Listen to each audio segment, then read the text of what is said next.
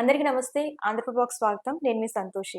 India, Pakistan సరిహద్దుల్లో యుద్ధం జరిగే సన్నివేశాలైతే కనిపిస్తున్నాయి. సో, అసల యుద్ధం జరిగే అవకాశం ఉందా? ఒకవేళ యుద్ధం జరిగితే మన దేశం మీద, అలాగే వాళ్ళ దేశం మీద ఎలాంటి ప్రభావం పడుతుంది? దీని గురించి మనతో వివరించడానికి మనతో ఎక్స్ హోమ్ మినిస్టర్ అయినటువంటి మైసూరు రెడ్డి గారున్నారు. నమస్తే సార్. నమస్తే. సార్ చూసుకున్నట్లయితే గత వారం రోజులుగా ఈ యుద్ధం జరిగే అంటే సన్నివేశాలన్నీ కూడా బాగా మనం వింటున్నాం. అలాగే చూస్తున్నాం కూడా. అటు పాకిస్తాన్ కూడా కయ్యానికి కాలు దూవుతుంది. సో, మన ఇండియా వాళ్ళు కూడా దాన్ని తిప్పికొడుతున్నారనమాట. అసలు నిజంగా ఈ 2 దేశాల మధ్యన గనుక చూసుకున్నట్లయితే యుద్ధం జరిగే అవకాశం ఉందంటారా సార్? ఇప్పుడు పాకిస్తాన్‌లో కాశ్మీర్‌లో జరిగిన సంఘటన వల్ల హ్మ్. ఈ ఉద్రిక్తత నెలకొన్న మాట వాస్తవమే. హ్మ్. ఎందుకంటే ప్రజలైతే ఇనక వాళ్ళకు గట్టి గుణపాఠం చెప్పాలనేది హ్మ్. ప్రజల్లో ఉంది ఆలోచన. ప్రభుత్వం కూడా బేరీజు వేసుకుంటున్నారు. హ్మ్. ఎట్లుంటాయి పరిస్థితులు ఏమి అని. అక్కడ పాకిస్తాన్‌లో కూడా అటువంటి పరిస్థితే ఉంది. పాకిస్తాన్ పరిస్థితి ఏమిటంటే అటు బెలూచిస్తానోళ్ళు తమకు స్వాతంత్రం కావాలని చెప్పి వాళ్ళు ఉద్యమం చేస్తున్నారు. హ్మ్. ఈ ఆఫ్ఘనిస్తాన్ నుంచి సంఘటనలు జరుగుతూనే ఉన్నాయి. దానికి తోడు మళ్ళీ ఇట బార్డర్లో ఇటు సైడు.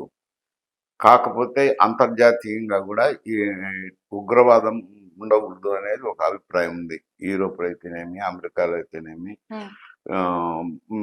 వాళ్ళు కూడా కొద్దిగా మాట్లాడుతుంటే ఇది మంచి సంఘటన కాదు కదా!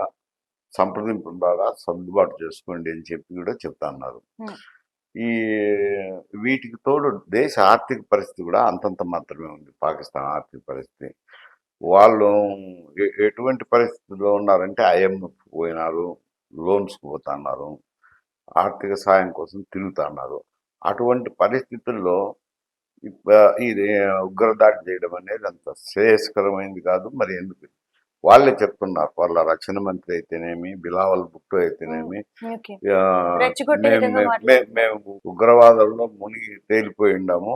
హ్మ్. ఈ ఉగ్రవాదాన్ని పెంచి పోషించింది మేమే అని హ్మ్. ఒప్పుకుంటున్నారు ఒక సైడ్ ఏమో. ఓకే. దీనికి కారణం అమెరికానే మాకు హ్మ్, ఇతర దేశాల మీద చేసేదాని కోసం హ్మ్. ఆహ్, ప్రోత్సహించినారు అని కూడా ఒక మాట ఓకే. అంటున్నారు.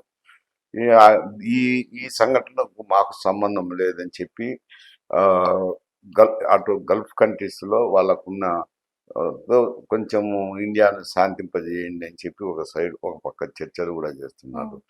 అంటే హ్మ్, మిలిటరీలో కూడా హ్మ్. ఒక వర్గం రాజీనామాలు చేయడం అయితేనేమి, ఇది మంచి పద్ధతి కాదు, హ్మ్. మంచి సాంప్రదాయం కాదని హ్మ్. చాలా మంది రాజీనామా చేసి వెళ్ళిపోయినారు. ఓకే. ఇవన్నీ సంఘటనలన్నీ వాళ్ళు కూడా ఆందోళనకర పరిస్థితిలోనే ఉన్నారు. ఓకే. ఒకవేళ యుద్ధం అంటూ జరిగితే హ్మ్. అంతిమంగా భారతదేశందే పైచేయి అవుతుంది. హ్మ్. ఓకే. వాళ్ళకి ఎక్కువ నష్టం జరుగుతుంది హ్మ్. పాకిస్తాన్. ఓకే. మనకు ఎంతో కొంత మేర నష్టం జరుగుతుంది. ఓకే. ఆర్థికంగా కూడా నష్టపోవాల్సింది వస్తుంది కదా! హ్మ్. ఖర్చుతో కూడుకున్నది. యుద్ధం అంటే ఊరికనే కాదు కదా! హ్మ్. ఖర్చుతో కూడుకున్న వ్యవహారము. హ్మ్. పాకిస్తాన్‌కి ఎక్కువ నష్టం జరుగుతది. హ్మ్. మనకు కూడా కొంత మేరకు నష్టం జరుగుతది. ఓకే. నష్టమైతే నష్టం 2 దేశాలకు జరుగుతది. మనకు తక్కువ ఉంటది. వాళ్ళకి ఎక్కువ ఉంటది. ఓకే. ఆర్థికంగా అయితే ఆ దేశం ఇప్పుడు యుద్ధం చేసే పరిస్థితుల్లో లేదు. ఓకే. రా ఈవెన్ మిలిటరీగా చూసుకున్నా కూడా మన దేశందే పైచేయి. ఓకే. కాకపోతే ఆహ్, మనకు రష్యా నుంచి ఇప్పుడు వాళ్ళు ఉక్రెయిన్ యుద్ధంలో ఇరుక్కుపోయి ఉన్నారు. హ్మ్. అమెరికా ఏమంటున్నారంటే న్యూట్రల్‌గా ఉండి ఈ ఉగ్రవాదం ఎక్కడున్నా తగ్గిపోవాల్సిందే. సంప్రదింపు ద్వారా చర్చలు చేసుకోండి అని చెప్పి అమెరికా చెప్తున్నారు. అమెరికా గాని, యూరోప్ దేశాలు గాని. ఓకే. యో వా ఇవి ఈ పరిస్థితుల్లో మరి యుద్ధం వస్తుందా? రాదా? అనంటే ఇది కొంచెము ఈ మిలిటరీకి సంబంధించిన వ్యవహారాలు కాబట్టి అంత తొందరగా ఎవరు కూడా గెస్ చేయలేం. ఏం చర్యలు ఓకే. తీసుకుంటారని. అవి వాళ్ళు ఏదో సడెన్‌గా సర్ప్రైజ్ ఎలిమెంట్ ఉంటుంది. హ్మ్. సార్ బయటికి బయటికొస్తే శత్రువులకు తెలిస్తే నష్టం జరుగుతది కాబట్టి బయటికి రానివ్వరు ఇవి. ఓకే. ఇవన్నీ ఉన్నాయి. ఇంతా కూడుకునుంది. ఇటువంటప్పుడు మరి జరుగుతుందా? హ్మ్. జరగదా? అనేది ఆహ్, ఏదో ఒక రకంగా ఆర్థికంగా అయినా ఇబ్బంది పెట్టాలని దేశం అది ఒక ప్లాన్ ఉంది, అదొక స్ట్రాటజీ ఉంది. ఓకే. మిలిటరీగా ఇబ్బంది పెట్టాలని ఇది ఒక భాగము. ఓకే. ఇన్ని రకాలుగా ఉంది. హ్మ్.